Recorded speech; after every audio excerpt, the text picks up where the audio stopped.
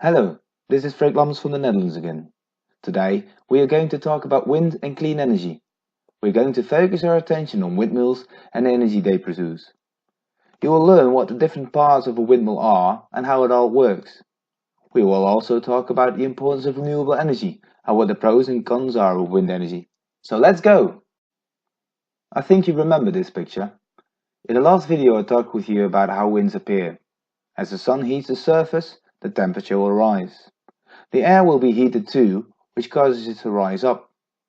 This way you will get a low pressure area. Air will start flowing from the high pressure area to the low pressure area. In this way, wind is born. If you place windmills, also called wind turbines, in areas where the wind is strong, you can use it to generate power. So every time the wind blows, electricity is generated. But how does this exactly work? Well, a windmill consists out of three major parts. You got the tower, the nacelle, and the rotor blades. The average height of a windmill is around 140 meters, so the foundations for these giant structures has to be strong. The blades from the windmill can be up to 60 meters long and are made out of light, air-resistant materials. They are attached to the hub, which is attached to the nacelle. The nacelle is the most important part, because in there they've put the gearbox and the generator. Besides those two important parts in the nacelle, they've put the wind vane on top of it. The wind vane is also very important, as it indicates the wind direction, so the windmill knows which way to turn. When the wind is strong, the blades rotate with a speed of 11 or 12 rotations a minute.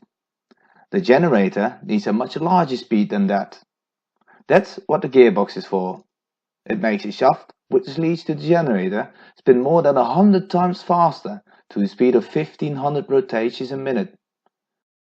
The generator converts the kinetic energy, which is movement energy, into electrical energy. You can see a quick recap of this in this video. Each wind turbine has a wind vane at the top that indicates the wind direction. This allows the turbine to rotate on the tower and face the wind. The blades also rotate on their axis for maximum resistance. Wind force, that is, the kinetic energy contained in moving air currents, spins the blades. These are designed to fully capture its energy. They can be as long as 60 meters each and are made of very light and resistant materials for ease of movement.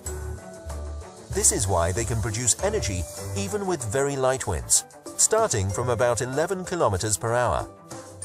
With very strong winds, above 90 kilometers per hour, the blades are placed in the feathered position and the turbine stops spinning for safety reasons.